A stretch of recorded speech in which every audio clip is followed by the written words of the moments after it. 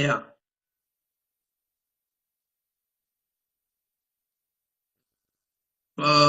Daniel, ഹനന്യാവ്, Mishael, അസരിയാവ്, ഇവരുടെ എല്ലാം പേരുകൾ മാറ്റുന്ന ഒരു കാര്യമാണ് അടുത്തതായിട്ട് നാം ചിന്തിപ്പാൻ പോകുന്നത്. പേരുമാറ്റം. അതായത് ഈ 4 ബാലന്മാരുടെ പേരുകൾ ഇസ്രായേല്യ നാമങ്ങളായിരുന്നുവെങ്കിലും ബാബേൽ ചക്രവർത്തിയായിരിക്കുന്ന നെബൂഖദ്നേസർ രാജാവ് അവരുടെ പേരുകൾ മാറ്റുന്നതും നമുക്ക് കാണുവാൻ കഴിയും. പേരുമാറ്റം. ഒന്നാമതായിട്ട് ദാനിയേൽ എന്നുള്ളതായ പേരിന്റെ അർത്ഥം നമുക്ക് കഴിഞ്ഞ ക്ലാസ്സിൽ ചിന്തിക്കാനിടയായി. ദൈവം എൻ്റെ ന്യായാധിപതി എന്നാണ്. ദൈവം എൻ്റെ ന്യായാധിപതി.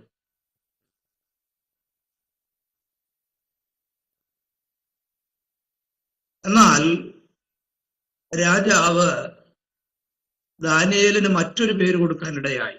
ബെൽത്ത്ശസ്സർ. ദാനിയേലിന് രാജാവ് കൊടുത്തതായ പേരെന്താണ്? ബെൽത്ത്ശസ്സർ. ബെൽത്ത്ശസ്സർ എന്ന് പറഞ്ഞാൽ ബേലിന്റെ ദാസൻ. ബേൽ എന്ന് പറഞ്ഞാൽ അവിടുത്തെ ഒരു ദേവന്റെ പേര്. ബാബേലിലെ ഒരു ദേവന്റെ പേരാണ് ബേൽ, അല്ലെങ്കിൽ ബാൽ എന്ന് പറയും. ബാലിന്റെ ദാസൻ എന്നാണ് ബെൽത്ത്ശസ്സർ എന്നുള്ള പേരിന്റെ അർത്ഥം. ദാനിയേലിന് രാജാവ് കൊടുത്തതായ പേരും അതിന്റെ അർത്ഥവുമാണ്.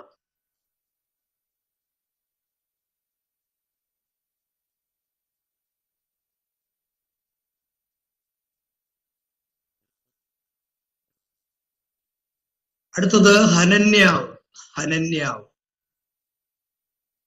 ഹനന്യാവ് എന്നുള്ളത് ഇസ്രായേൽ നാമമാണ്. അതിന്റെ അർത്ഥം യഹോവയ്ക്ക് പ്രസാദമുള്ളവൻ എന്നാണ്. യഹോവയ്ക്ക് പ്രസാദമുള്ളവൻ.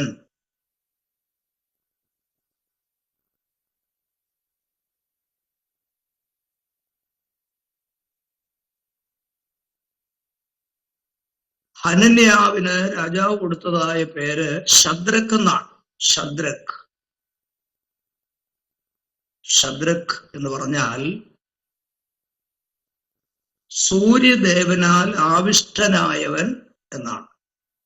സൂര്യദേവനാൽ ആവിഷ്ടനായവൻ.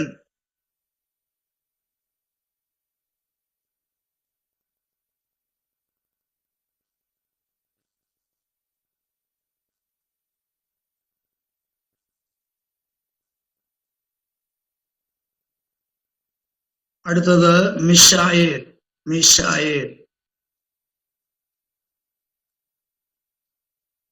ഇസ്രായേലിന്റെ നാമമാണ് മിശായേൽ. മിശായേൽ എന്നുള്ള ആ പേരിന്റെ അർത്ഥം യഹോവയ്ക്ക് തുല്യൻ ആര്? യഹോവയ്ക്ക് തുല്യൻ ആര് എന്നാണ്.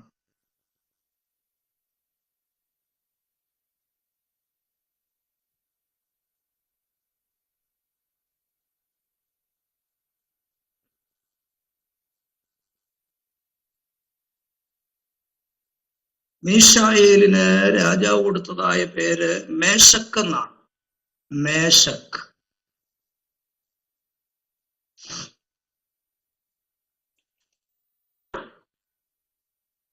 മേശക്ക് എന്നുള്ളതായ പേരിന്റെ അർത്ഥം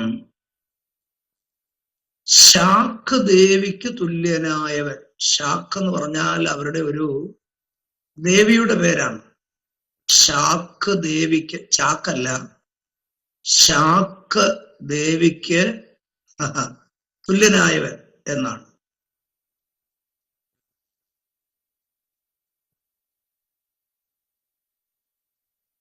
ശാക്ക് ദേവിക്ക് തുല്യനായവൻ എന്നാണ് എന്നുള്ള.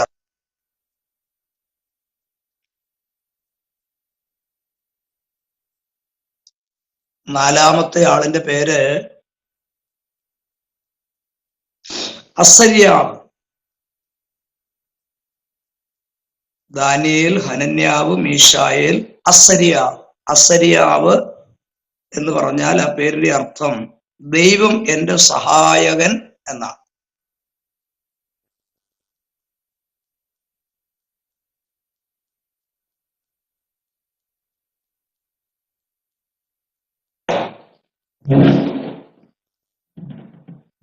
അസരിയാവ് എന്നുള്ള പേരിന്റെ അർത്ഥം എന്താണ്? ദൈവം എന്റെ സഹായകൻ. എന്നാൽ രാജാവ് അസരിയാവിന് കൊടുത്തതായ പേര് അബേദ്നെഗോ.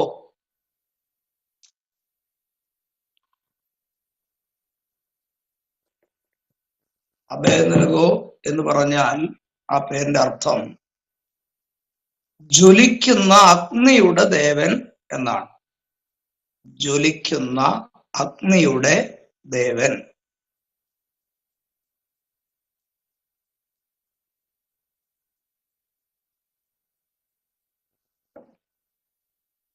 അപ്പോ രാജാവ് അവരുടെ പേരുകളെ വാസ്തവത്തിൽ എന്ത് ചെയ്തു? മാറ്റിക്കളഞ്ഞു.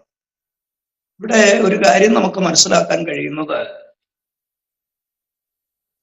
ദൈവമക്കളായവരുടെ ജീവിതത്തെ പാടെ മാറ്റുവാനാണ് ലോകം ആഗ്രഹിക്കുന്നത് എന്നുള്ളതാണ് ഇതിൽ നിന്ന് നമുക്ക് മനസ്സിലാക്കാൻ കഴിയുന്നത്. നമ്മൾ ദൈവമക്കളാന്ന് പറഞ്ഞാൽ ഈ ദൈവവചനപ്രകാരം മുൻപോട്ട് പോകുവാനായിട്ട് ലോകം ആഗ്രഹിക്കുന്നില്ല. ലോകം നമുക്ക് യോഗ്യമല്ല.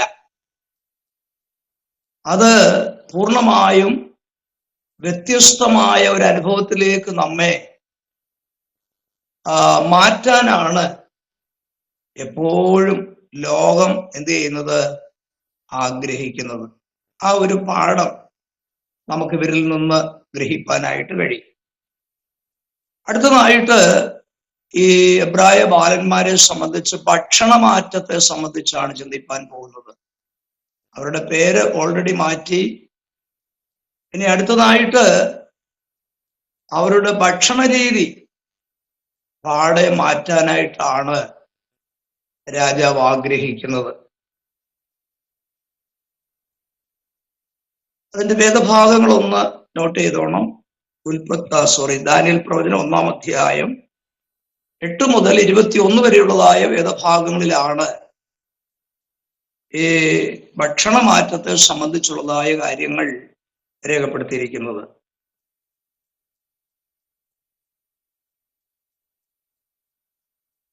നമുക്കറിയാം, ഈ എബ്രായ ബാലന്മാരെന്ന് പറഞ്ഞാൽ അവരുടെ പിതാക്കന്മാർക്ക് ദൈവം പ്രമാണം കൊടുത്തിട്ടുണ്ട് എന്ന് നമുക്കറിയാം.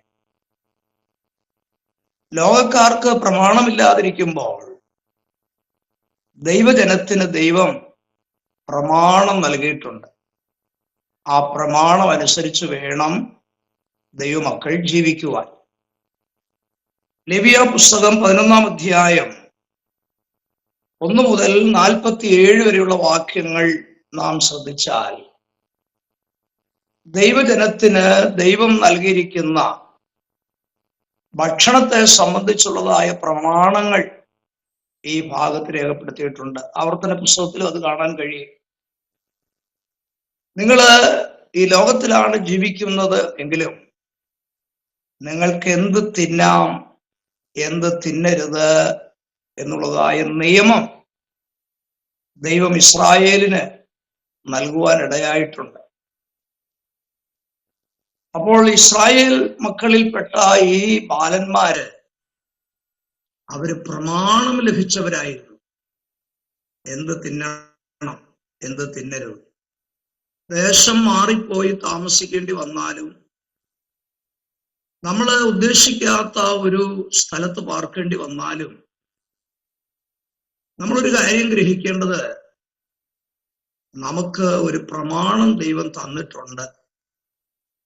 ആ പ്രമാണം വിട്ട് ഒരിക്കലും നമ്മൾ ജീവിപ്പാൻ ഇടയാകരുതെന്നുള്ളതായ ഒരു നല്ല പാഠം ഈ എബ്രായ ബാലന്മാരിൽ കൂടെ നമുക്ക് ഗ്രഹിക്കുവാനായിട്ടുണ്ട്. ഒരുപക്ഷെ ദൈവം നൽകിയിരിക്കുന്നതായ ഭക്ഷണക്രമത്തെക്കാൾ ലോകത്തിന്റെ ഭക്ഷണം അത് നന്നായിട്ടുള്ളതായിരിക്കും. അതിനകത്ത് നല്ല വിറ്റമിനൊക്കെ അടങ്ങിയിട്ടുണ്ടായിരിക്കും. പക്ഷെ ഒരു കാര്യം, എന്ത് തിന്നണം, എന്ത് തിന്നരുത്, എന്ത് കുടിക്കണം, എന്ത് കുടിക്കരുത്, ഇങ്ങനെയുള്ളതായ നിയമങ്ങൾ ദൈവം തൻ്റെ മക്കൾക്ക് നൽകിയിട്ടുണ്ട്. നമ്മുടെ കേരളത്തിലൊരു പറച്ചിലുണ്ട്, നാട് ഓടുമ്പം നടുവേ ഓടണം. പക്ഷെ അത് ദൈവമക്കൾക്ക് യോജിച്ചതല്ല. ചേര തിന്നുന്ന നാട്ടിൽ ചെന്നാൽ അതിന്റെ നടുമുറി തിന്നണം എന്നൊക്കെ ഒരു പറച്ചിലുണ്ട്. അത് ലോകത്തിന്റെ നിയമമാണ് കേട്ടോ. പക്ഷേ ദൈവമക്കൾക്ക് ലോകപ്രകാരമുള്ള നിയമമല്ല, ദൈവം പ്രമാണം നൽകിയിട്ടുണ്ട് എന്നുള്ള കാര്യം മനസ്സിൽ വെച്ചുകൊണ്ട് വേണം ഈ ഭാഗം നമുക്ക് ചിന്തിക്കുവാൻ. ദാനിയേൽ പ്രവചനം എല്ലാവരും ഒന്ന് എടുത്താട്ടെ, 1-ാം അധ്യായം അതിന്റെ 8-ാം വാക്യം ഒന്ന് വായിച്ചാട്ടെ. ആരെങ്കിലും വായിച്ചാട്ടെ. എന്നാൽ രാജാവിന്റെ ഭോജനം കൊണ്ടും അവൻ കുടിക്കുന്ന വീഞ്ഞുകൊണ്ടും തന്നെത്താൻ അശുദ്ധമാക്കുകയില്ല എന്ന് ദാനിയേൽ ഹൃദയത്തിൽ നിശ്ചയിച്ചു. തനിക്ക് അശുദ്ധി പതിപ്പാൻ ഇടവരുത്തരുതെന്ന് ഷണ്ഡാധിപനോട് അപേക്ഷിച്ചു. ഇവിടെ ഷണ്ഡാധിപനോട് ദാനിയേൽ അപേക്ഷിക്കുന്ന ഒരു അപേക്ഷയാണ് നമുക്ക് കാണാൻ കഴിയുന്നത്. ബാബേൽ സംസ്ഥാനത്തിൽ ഇങ്ങനെ രാജസന്നിധിയിൽ പരിചരിപ്പാനായിട്ട് പുതുതായിട്ട് എടുക്കുന്ന യൗവനക്കാർക്ക് 3 വർഷത്തെ പരിശീലനമാണ് രാജകൊട്ടാരത്തിൽ ഉണ്ടായിരുന്നത്. ആ സമയത്ത് അവരവിടുത്തെ ഭാഷ പഠിക്കണം. അതുപോലെ രാജാവ് ഭക്ഷിക്കുന്ന ഭക്ഷണം, രാജാവ് കുടിക്കുന്ന പാനീയം, ഇതൊക്കെയാണ് അവർക്ക് കൊടുത്തുകൊണ്ടിരിക്കുന്നത്. അങ്ങനെ ആ പരീക്ഷണ കാലത്ത് അല്ലെങ്കിൽ പരിശീലന കാലത്ത് രാജാവിൻ്റെ നിയമം പാലിച്ചില്ലെങ്കിൽ അത് വലിയ പ്രശ്നങ്ങൾ ഉളവാക്കുന്ന കാര്യങ്ങളാണ്. അപ്പോൾ അവിടുത്തെ ഭക്ഷണ രീതിയും രാജാവിൻ്റെ പാനീയവും വീഞ്ഞും ഒക്കെ ദാനിയേലും ഈ സഹോദരന്മാരും കണ്ടപ്പോൾ അവരൊരു തീരുമാനമെടുത്തു. ഹൃദയത്തിൽ എന്ത് ചെയ്തു? അവരൊരു തീരുമാനമെടുക്കാനിടയായി. എന്തായിരുന്നു തീരുമാനം? 8-ാം വാക്യത്തിൽ ദാനിയേല് ഷണ്ഡാധിപനോട് പറയുന്നതായ കാര്യം, രാജാവിന്റെ ഭോജനം കൊണ്ടും അവൻ കുടിക്കുന്ന വീഞ്ഞുകൊണ്ടും തന്നെത്താൻ അശുദ്ധമാക്കുകയില്ല എന്ന് ഹൃദയത്തിൽ തീരുമാനിച്ചു എന്നാണ് നമുക്കവിടെ കാണാൻ സാധിക്കും. രാജാവിന്റെ ഭോജനം എന്ന് പറയുന്നത് അത് നിസ്സാരപ്പെട്ടതല്ല. നല്ല ഭക്ഷണമാണ് രാജസന്നിധിയിൽ വിളമ്പുന്നത്. അവിടെ പരിശീലനത്തിനായിട്ട് ഏർപ്പെടുത്തിയിരിക്കുന്ന ബാലന്മാരത് ഭക്ഷിക്കണം, ഭക്ഷിച്ചേ ഒക്കുള്ളൂ. രാജാവ് കുടിക്കുന്ന വീഞ്ഞ് കുടിക്കണം, അത് കുടിച്ചേ പറ്റുള്ളൂ. എന്നാൽ ഈ എബ്രായ ബാലന്മാര് ഹൃദയത്തിൽ ഒരു തീരുമാനമെടുത്തു. എന്തായിരുന്നു ആ തീരുമാനം? രാജഭോജനവും രാജാവ് കുടിക്കുന്ന വീഞ്ഞും ഞങ്ങൾ ഉപയോഗിക്കത്തില്ല. അതുകൊണ്ട് ഞങ്ങളെ തന്നെത്താൻ അശുദ്ധമാക്കുകയില്ല എന്ന് ദൈവത്തിന് മുൻപിൽ അവര് ഒരു നല്ല തീരുമാനം എടുക്കാനിടയാണ്. വേണമെങ്കിൽ അവർക്ക് കഴിക്കാം, അല്ലേ? അവരുടെ ദേശമല്ലത്, അവരുടെ പ്രിയപ്പെട്ടവരാരും കാണത്തില്ല. സ്തോത്രം പറഞ്ഞ് കഴിക്കാൻ അവർ തീരുമാനിച്ചോ? ഇല്ല. അവര് തീരുമാനിച്ചത് എന്താണെന്നറിയാമോ? ദൈവത്തിന് ഇഷ്ടമില്ലാത്ത ആത്മീയ ജീവിതത്തെ കെടുത്തിക്കളയുന്ന ഭക്ഷണം കഴിച്ച് ഞങ്ങൾക്ക് ശാരീരികമായിരിക്കുന്ന പുഷ്ടി വേണ്ട എന്നവർ തീരുമാനിക്കാനിടയായി. അവര് ഷണ്ണാധിപനോട് എന്താ പറഞ്ഞെന്നറിയാം? എന്താ പറഞ്ഞത്? ഞങ്ങൾക്ക് ശകപദാർത്ഥങ്ങളും വെള്ളവും തന്നാൽ മതി. 10 ദിവസം ഞങ്ങളെ ഒന്ന് പരീക്ഷിച്ചോ എന്നാ പറഞ്ഞത്, അല്ലേ? ഷണ്ണാധിപൻ പറയുന്നത്, ഇത് രാജാവിന്റെ കൽപ്പനയിൽപ്പെട്ടതാണ്, നിങ്ങൾ അത് ലംഘിച്ചു എന്നറിഞ്ഞാൽ എൻ്റെ കൂടെ എനിക്കും കൂടെ ശിക്ഷ കിട്ടാനായിട്ട് കാരണമാകും.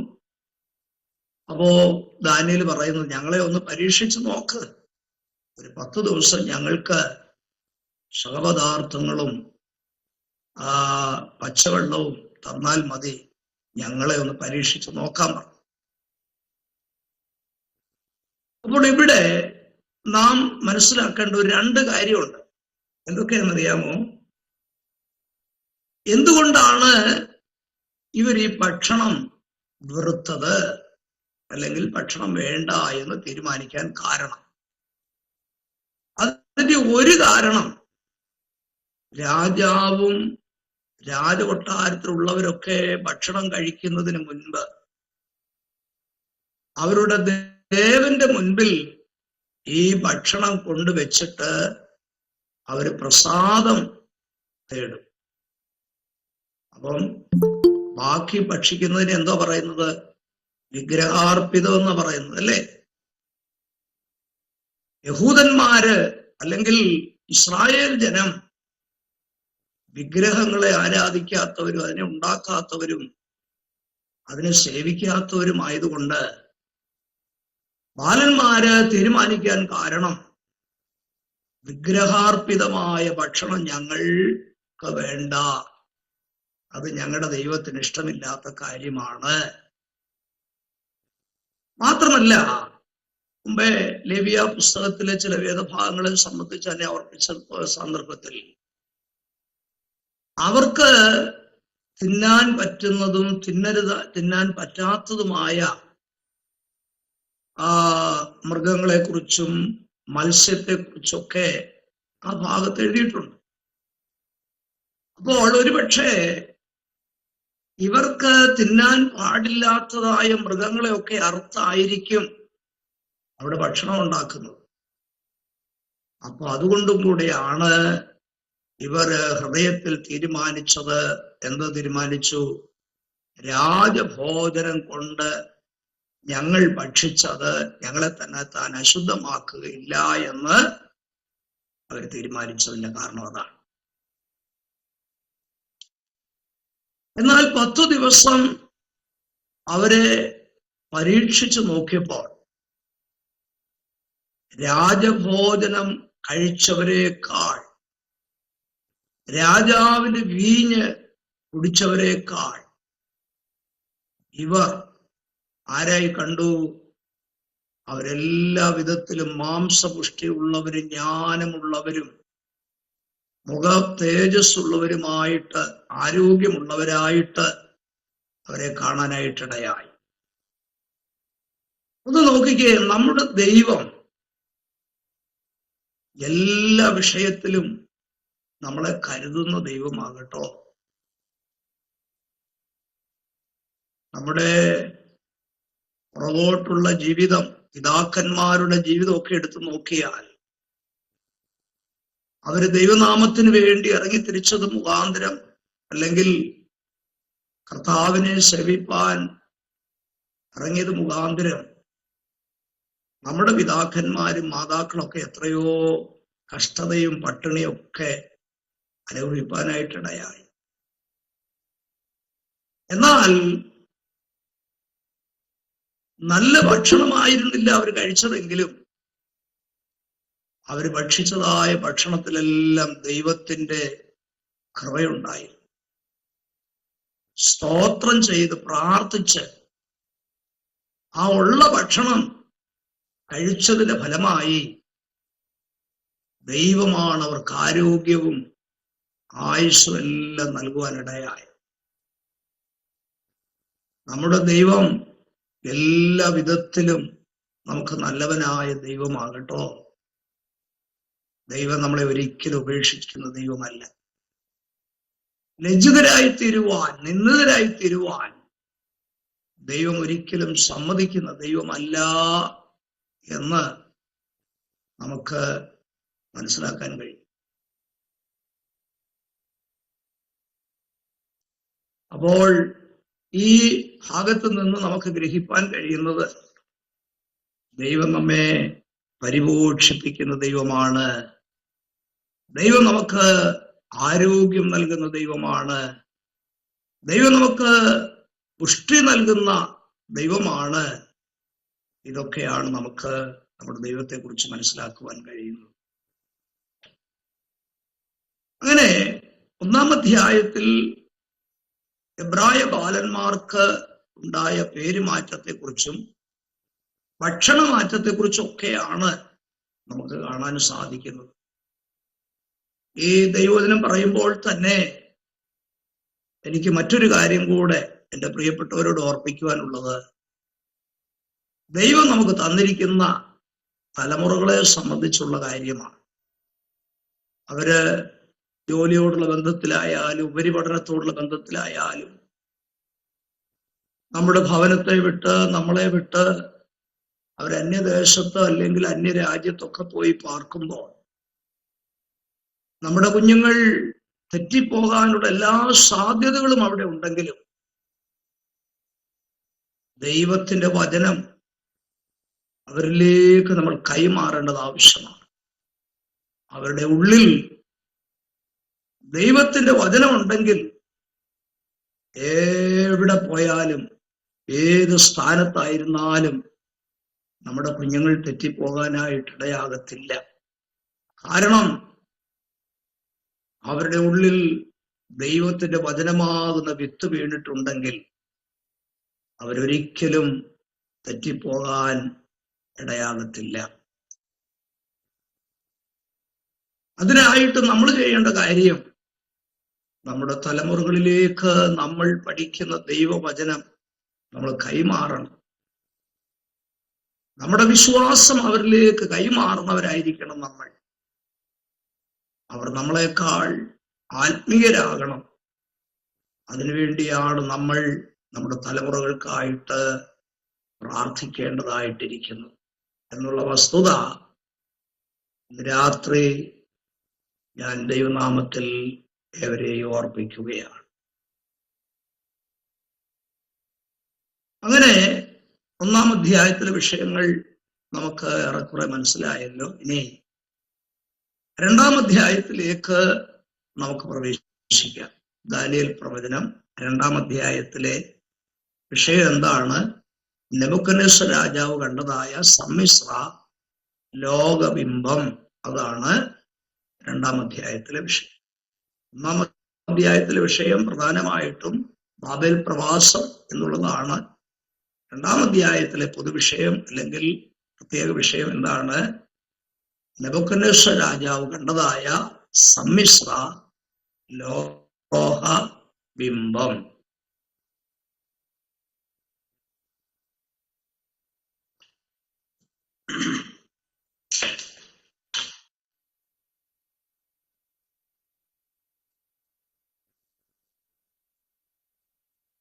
ഈ 2-ാം അധ്യായം നമ്മൾ വായിക്കുമ്പോൾ കാണാൻ കഴിയുന്ന കാര്യം,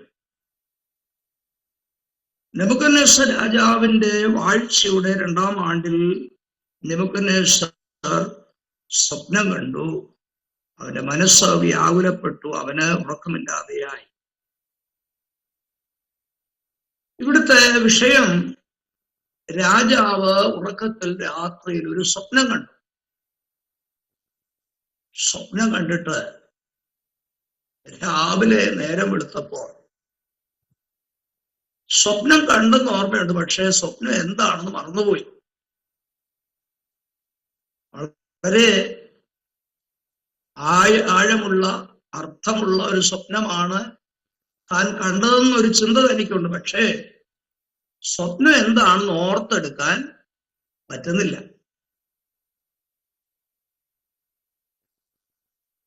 ഈ സ്വപ്നം എന്താണെന്ന് പറയാനായിട്ട് രാജാവ് വിളിച്ചു വരുത്തിയത് ആരെയൊക്കെയാ നമുക്കവിടെ കാണാൻ കഴിയും. മന്ത്രവാദികളെയും ആഭിചാരകന്മാരെയും ക്ഷുദ്രക്കാരെയും കൽദരെയും വിളിപ്പാൻ രാജാവ് കൽപ്പിച്ചു. അപ്പോൾ ഈ സ്വപ്നം എന്താണെന്ന് പറയാൻ വേണ്ടി രാജാവ് വിളിച്ചു വരുത്തിയത് മന്ത്രവാദികളെയും ആഭിചാരകന്മാരെയും ക്ഷുദ്രക്കാരെയും കൽദരെയും ഒക്കെയാണ് രാജാവ് വിളിച്ചു വരുത്തുന്നത്. അവരെല്ലാം വന്നപ്പോൾ രാജാവ് പറഞ്ഞു, ഞാൻ കഴിഞ്ഞ രാത്രി ഒരു സ്വപ്നം കണ്ടു. പക്ഷെ സ്വപ്നം എന്ത് ചെയ്തു? മറന്നുപോയി. അതുകൊണ്ട് നിങ്ങൾ ഞാൻ കണ്ട സ്വപ്നം എന്താണെന്ന് പറയണം. അത് തന്നെയല്ല, ആ സ്വപ്നത്തിന്റെ അർത്ഥം കൂടെ നിങ്ങൾ പറയണം.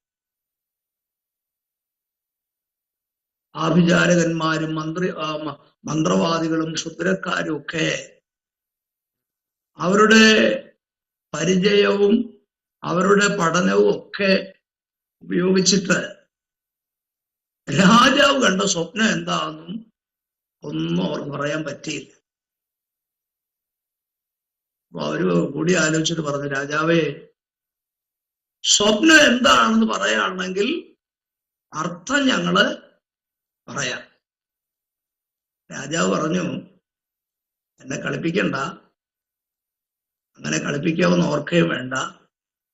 സ്വപ്നവും പറയണം, പിന്നെ അർത്ഥവും പറയണം. അവര് പറഞ്ഞു, ഒരു രാജാവ് പോലും ഇതുവരെ ഇങ്ങനെ ചോദിച്ചിട്ടില്ല. രാജാവ് പറഞ്ഞു, സ്വപ്നവും അർത്ഥവും പറഞ്ഞില്ലെങ്കിൽ മരണശിക്ഷ നിങ്ങൾക്ക് കിട്ടും. ചുരുക്കി പറഞ്ഞാൽ ഈ ഒരു വിഷയം ദാനിയേലിനെയും കൂട്ടരെയും ബാധിക്കാനിടയായ ഒരു വിഷയമാണ്.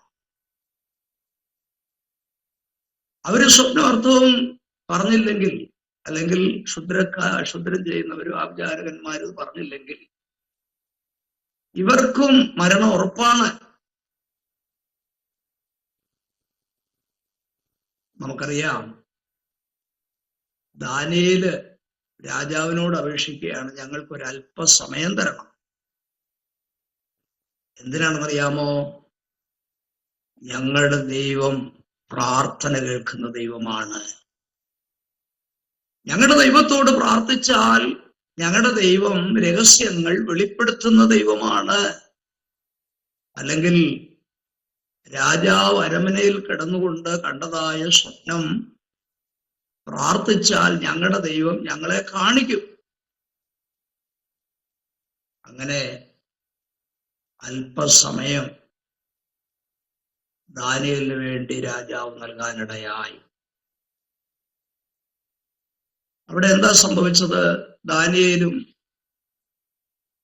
തന്റെ സഹോദരന്മാരും കൂടെ ചേർന്ന് ദൈവസന്നിധിയിൽ പ്രാർത്ഥിച്ചതിന്റെ ഫലമായിട്ട് രാജാവ് കണ്ടതായ സ്വപ്നം ദൈവം ആർക്ക് കാണിച്ചു കൊടുത്തു? ദാനിയേലിന് കാണിച്ചു കൊടുക്കുവാനിടയായി.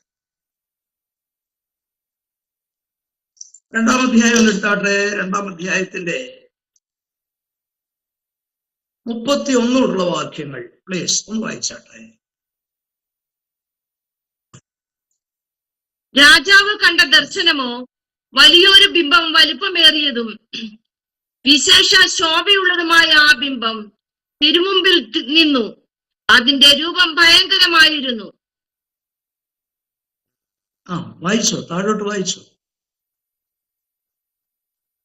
ബിംബത്തിന്റെ തല തങ്കം കൊണ്ടും നെഞ്ചും കൈയും വെള്ളി കൊണ്ടും വയറും അരയും താമ്രം കൊണ്ടും തുട ഇരുമ്പ് കൊണ്ടും കാൽ പാതി ഇരുമ്പ് കൊണ്ടും പാതി കളിമണ്ണ് കൊണ്ടും ആയിരുന്നു. തിരുമനസ്സുകൊണ്ട് നോക്കിക്കൊണ്ടിരിക്കുമ്പോൾ കൈ തൊടാതെ ഒരു കല്ല് പറഞ്ഞു വന്നു ബിംബത്തെ ഇരുമ്പും കളിമണ്ണും കൊണ്ടുള്ള കാലിൽ അടിച്ച് തകർത്തു കളഞ്ഞു. ഇരുമ്പും കളിമണ്ണും താമ്രവും വെള്ളിയും പൊന്നും ഒരുപോലെ വേനൽക്കാലത്ത് കളത്തിലെ പതിർ പോലെ ആയിത്തീർന്നു. ഒരിടത്തും തങ്ങാതെ വണ്ണം കാറ്റവയെ പറപ്പിച്ചു കൊണ്ടുപോയി.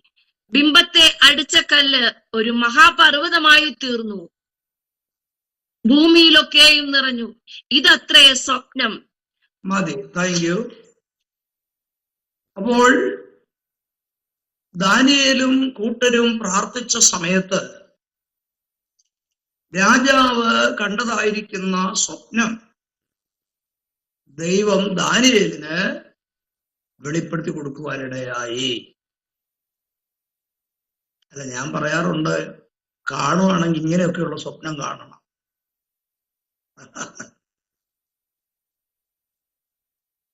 നമ്മള് സ്വപ്നത്തിന്റെ ആദ്യം ഒരു സ്ഥലത്താണ് കാണുന്നതെങ്കിൽ അവസാനിക്കുന്നത് വേറൊരു സ്ഥലത്തെ കാര്യമായിരിക്കും. ഇതിന്റെ ഇടയിലെ കാര്യങ്ങളൊന്നും ബന്ധമില്ലാത്തതൊക്കെയാണ്. അപ്പോൾ ദൈവം തമ്പുരാൻ നെബൂഖദ്നേസർ രാജാവിനെ കാണിച്ചതായ ഈ സ്വപ്നം അതെന്തായിരുന്നു? ഒരു വലിയ ബിംബമായിരുന്നു. ഭയങ്കരമായ ശോഭയുള്ള ഒരു ബിംബത്തിന്റെ ദർശനമായിരുന്നു. ഇവിടെ നമ്മൾ വായിച്ചു കേട്ടത് ശ്രദ്ധിച്ചു കാണും. ആ ബിംബം ഒരു മനുഷ്യ ശരീരത്തിന്റെ തുല്യമായ ബിംബമായിരുന്നു. ഒരു മനുഷ്യ ശരീരം പോലെ. അപ്പൊ അതിന്റെ വിശേഷത ഇവിടെ പറഞ്ഞിട്ടുണ്ട്. അതിന്റെ തല തങ്കം അല്ലെങ്കിൽ സ്വർണം കൊണ്ടുള്ളതായ തല. ആ ബിംബത്തിന്റെ തല എങ്ങനെയുള്ളതാണ്? തങ്കം കൊണ്ടുള്ളതാണ്, സ്വർണം കൊണ്ടുള്ളതാണ്. അടുത്ത ഭാഗം നെഞ്ചും കൈകളും. നെഞ്ചും കൈകളും ഏത് ലോഹമാണ്? വെള്ളി. വെള്ളി കൊണ്ടുള്ള നെഞ്ചും കൈകളും. മൂന്നാം ഭാഗം വയറുവരയും. ഏത് ലോഹം? താമ്രം. പിന്നെ തുട ഇരുമ്പ്. താഴെവശം കാല് പകുതി ഇരുമ്പ് പകുതി കളിമണ്ണ്. ഇത് നമ്മള് പ്രത്യേകം മനസ്സിലാക്കേണ്ടതായിരിക്കുന്ന ചില കാര്യങ്ങളാണിത്. അപ്പം തല തങ്കം, നെഞ്ചും കൈകളും വെള്ളി, വയറുവരയും താമ്രം, തുട ഇരുമ്പ്, കാല് പകുതി ഇരുമ്പും പിന്നെ ഏറ്റവും താഴെ കളിമണ്ണ്. രാജാവ് ഈ ബിംബത്തെ ഇങ്ങനെ നോക്കിക്കൊണ്ടിരിക്കുന്ന സന്ദർഭത്തിൽ എന്താ സംഭവിച്ചത്? കൈ തൊടാതെ ഒരു കല്ല് പറഞ്ഞു വന്ന് ബിംബത്തിന്റെ ഏറ്റവും താഴെ ഭാഗത്ത് അടിക്കാനിടയായി. അതായത് ഇരുമ്പും കളിമണ്ണും കൂടെ ചേർന്നതായ ഭാഗത്ത് ഈ കല്ല് എന്ത് ചെയ്തു? ഒന്നടിച്ചു. അങ്ങനെ അടിച്ചതിന് ഫലമായിട്ട് എന്താ പറ്റിയത്?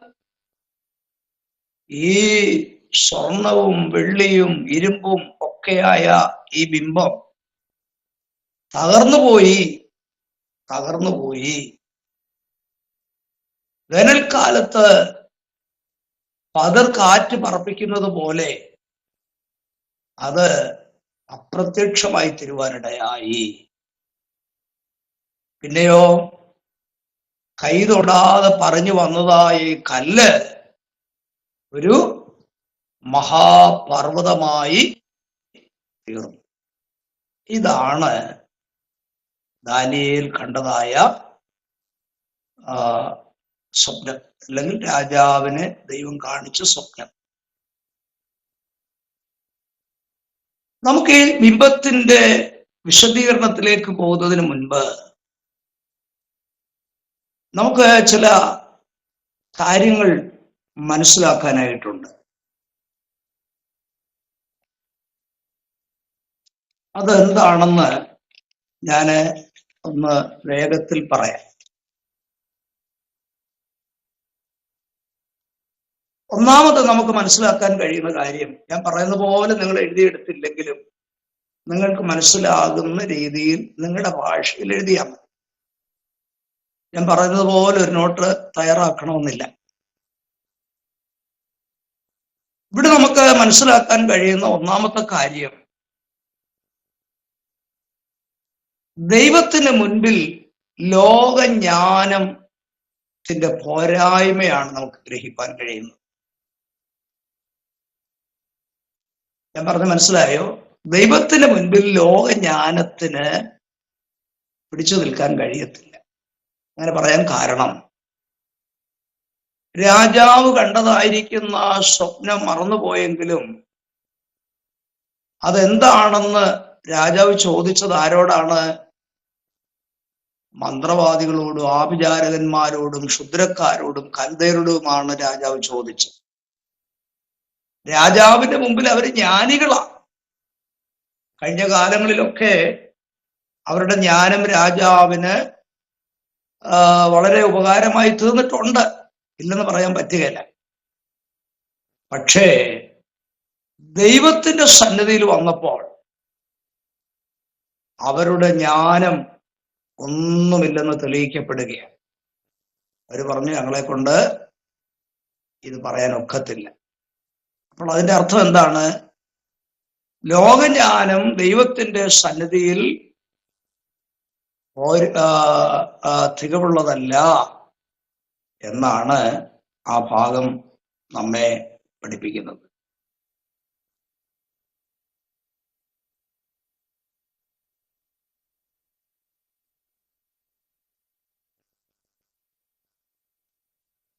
മാത്രമല്ല,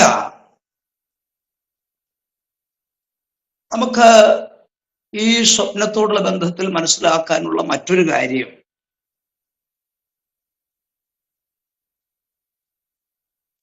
ഈ ബിംബം വളരെ വില കൂടിയതായ ലോഹങ്ങൾ മുതൽ വില കുറഞ്ഞതായ ലോഹങ്ങൾ ഉൾപ്പെടെയുള്ള ഭംഗിയുള്ള ശോഭയുള്ള ഒരു ബിംബമാണെങ്കിലും അത് കേവലം നിർജീവമാണ് എന്ന കാര്യം നമ്മൾ ഓർക്കണം. അപ്പൊ ഈ പറയപ്പെട്ടതായിരിക്കുന്ന ലോഹങ്ങളെല്ലാം ഈ ഭൂമിയിൽ ഓരോ കാലഘട്ടത്തിൽ ഉയർന്നു വന്ന സാമ്രാജ്യങ്ങളെയാണ് സൂചിപ്പിക്കുന്നത്, ഓരോ രാഷ്ട്രങ്ങളെയാണ് സൂചിപ്പിക്കുന്നത്. അങ്ങനെയെങ്കിൽ ലോകരാഷ്ട്രങ്ങളെല്ലാം ദൈവത്തിന് മുൻപിൽ എങ്ങനെയുള്ളതാണ്? നിർജീവമാണ് എന്നാണ് നമുക്ക് ഈ ഭാഗം പഠിക്കുമ്പോൾ മനസ്സിലാക്കാനായിട്ട് കഴിയുന്നത്.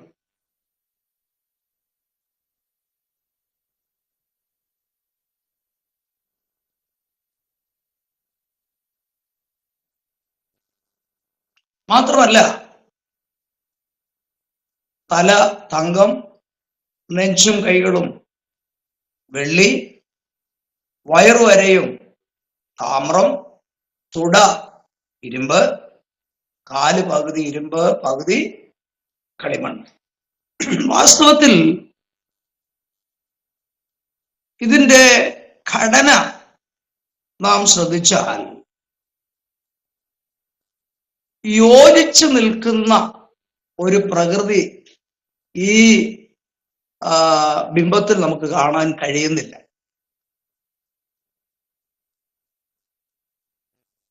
സ്വർണവും വെള്ളിയും ഇരുമ്പൊക്കെ ആണെങ്കിലും ഇത് ഒന്നിച്ചു ചേർത്ത് പണിയത്തില്ലെന്നാണ് നമുക്ക് മനസ്സിലാക്കാൻ കഴിയുന്നത്. സ്വർണം കൊണ്ടുള്ള ഒരു മാല പൂർത്തിയാകാതെ വന്നാൽ അതിനോട് ചേർത്ത് വെള്ളി പണിയുമോ? വെള്ളി തികയാതെ വന്നാൽ ബ്രാസ് ചേർക്കുവോ? അതൊന്നുമല്ല. ഇരുമ്പ് ചേർക്കുവോ? അതും പോട്ടെ, ബാക്കി കളിമണ്ണ് കൊണ്ട് പണിയുവോ? ഇല്ല. ഞാൻ പറഞ്ഞത്, തമ്മിൽ യോജിക്കാത്തതായൊരു പ്രകൃതിയാണ് ഈ ലോഹങ്ങളിൽ കാണുവാൻ കഴിയുന്നതെങ്കിൽ ലോകരാഷ്ട്രങ്ങളുടെ ഒരു ചിത്രമാണ് ഇവിടെ വെളിപ്പെടുന്നത്. അന്യോന്യം ഒരു രാഷ്ട്രങ്ങളും തമ്മിൽ ചേരുന്നതല്ല എന്നാണ് നമുക്ക് മനസ്സിലാക്കാൻ കഴിയും.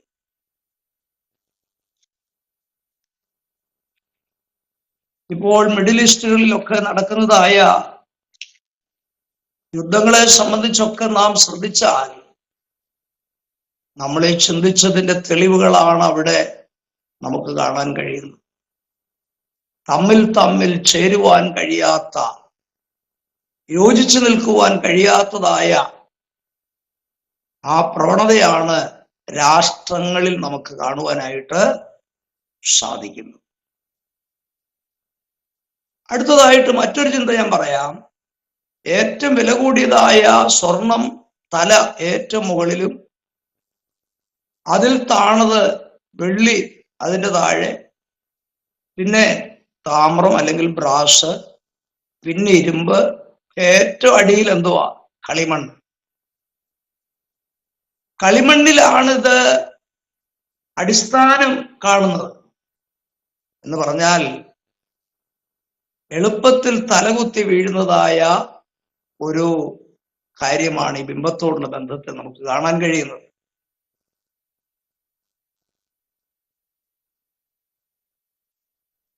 അടുത്തതായി മറ്റൊരു ചിന്ത പറഞ്ഞാൽ, ഈ പറയപ്പെട്ട ലോഹങ്ങളെല്ലാം ഈ മണ്ണിൽ നിന്ന് എടുത്തതാണ് എന്ന് പറഞ്ഞാൽ അതിന്റെ അർത്ഥം ഉന്നതത്തിൽ സ്വർഗത്തിൽ നിന്നുള്ളതൊന്നും ഇതിനകത്തില്ല. അപ്പൊ ലോകരാഷ്ട്രങ്ങൾക്കെല്ലാം അത്ര വിലയുള്ളൂ എന്നാണ് പറഞ്ഞതിന്റെ അർത്ഥം.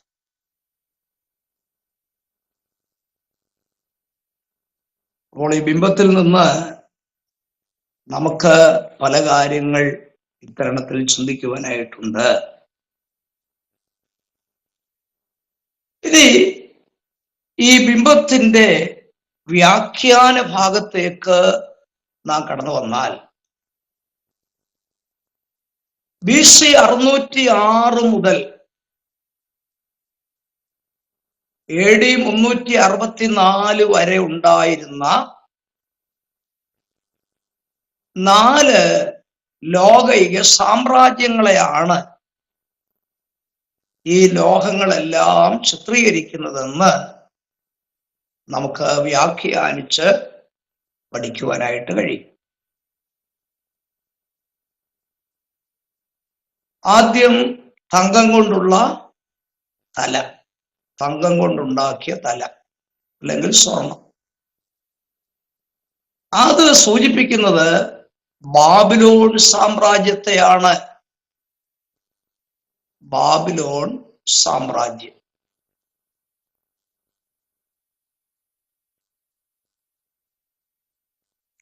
ബാബിലോൺ സാമ്രാജ്യം എന്ന് പറയുന്നത് ഇന്നത്തെ ഇറാഖിന്റെ ഭാഗമാണ്. ഇറാഖ്.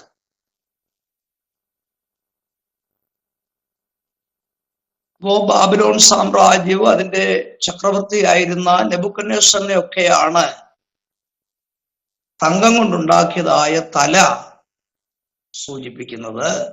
തങ്കം.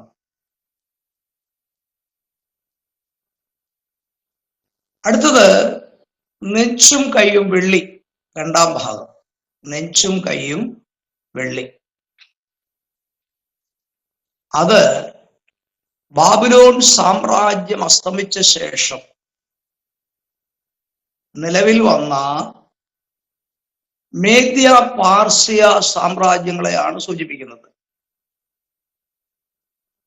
മേദ്യ പാർസ്യ സാമ്രാജ്യങ്ങൾ.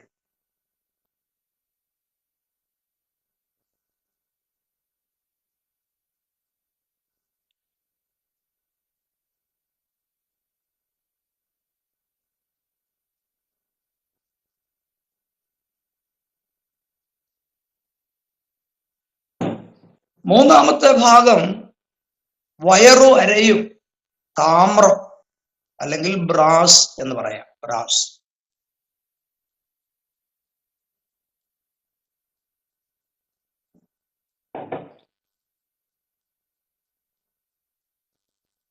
അത് ഗ്രീസ് സാമ്രാജ്യത്തെയാണ് സൂചിപ്പിക്കുന്നത്. ഗ്രീസ് സാമ്രാജ്യം.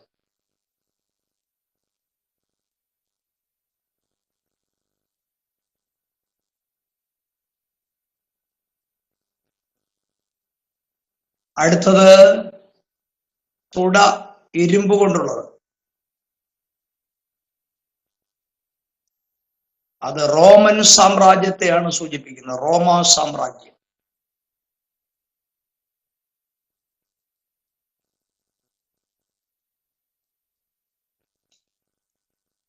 നമ്മൾ അതിനെക്കുറിച്ച് വിശദീകരിച്ച് തുടർന്ന് പഠിക്കുന്നതാണ്.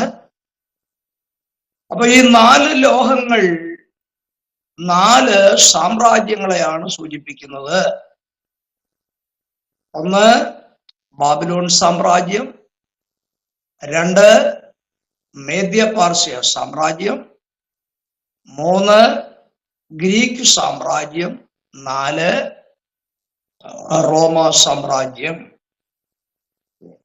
ഓരോന്നിനെ കുറിച്ചും അടുത്ത ക്ലാസ്സിൽ നമ്മൾ വിശദീകരിച്ച് പഠിക്കുന്നതായിരിക്കും.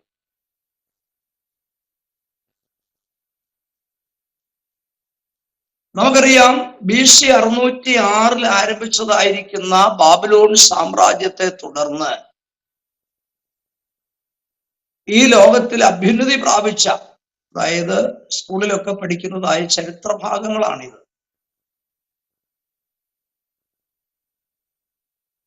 അടുത്തത് മേദ്യ പാർസ്യ സാമ്രാജ്യം, അടുത്തത് ഗ്രീസ് സാമ്രാജ്യം, അടുത്തത് റോമ സാമ്രാജ്യം.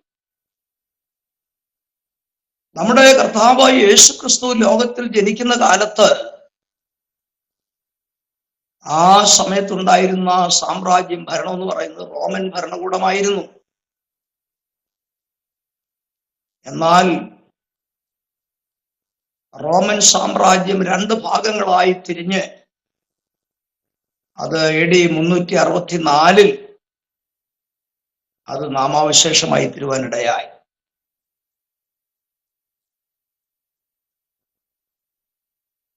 തുടർന്ന് കളിമണ്ണ് കൊണ്ടുള്ളതായ ഭാഗം, 4 പകുതി കളിമണ്ണാണ്, വിരലുകളെല്ലാം കളിമണ്ണാണ്. അത് വാസ്തവത്തിൽ സൂചിപ്പിക്കുന്നത് ഇന്നത്തെ ജനാധിപത്യ ഭരണത്തെയാണ്. ഇന്ന് ലോകത്തിൽ ഉണ്ടായിരിക്കുന്ന ജനാധിപത്യ ഭരണത്തെയാണ് കളിമണ്ണ് സൂചിപ്പിക്കുന്നത്. ഞാന് പൊതുവായിട്ട് പറഞ്ഞാൽ ഈ പറയപ്പെട്ടതായിരിക്കുന്ന സാമ്രാജ്യങ്ങളൊന്നും ഇന്നില്ല, ഇന്ന് നിലവിലില്ല. ആ സാമ്രാജ്യങ്ങളുടെ എല്ലാം കാലഘട്ടം കഴിഞ്ഞുപോയി. ഇന്ന് നമ്മളായിരിക്കുന്ന ഇന്നത്തെ അവസ്ഥ എന്ന് പറയുന്നത് ജനാധിപത്യ ഭരണത്തിനാണ് വളരെ സ്ഥാനമുള്ളത്. അങ്ങനെ ജനാധിപത്യ ഭരണമായിരിക്കുന്ന കാലഘട്ടത്തിൽ എന്താ സംഭവിക്കുന്നത്? കൈ തൊടാതെ ഒരു കല്ല് പറഞ്ഞു വന്ന് ഈ ബിംബത്തെ അടിച്ച് തകർക്കുകയും ഈ ലോഹങ്ങളൊന്നും ശേഷിക്കാതെയെല്ലാം നാമാവശേഷമായി തീരുകയും ചെയ്യുന്ന ഒരവസ്ഥ. പക്ഷേ കൈതൊടാതെ പറഞ്ഞു വന്നതായ കല്ല് എന്തായി മാറി? ഒരു മഹാപർവ്വതമായി തീർന്നുവെന്നാണ് നമുക്കവിടെ കാണാൻ കഴിഞ്ഞത്. അങ്ങനെയാണെങ്കിൽ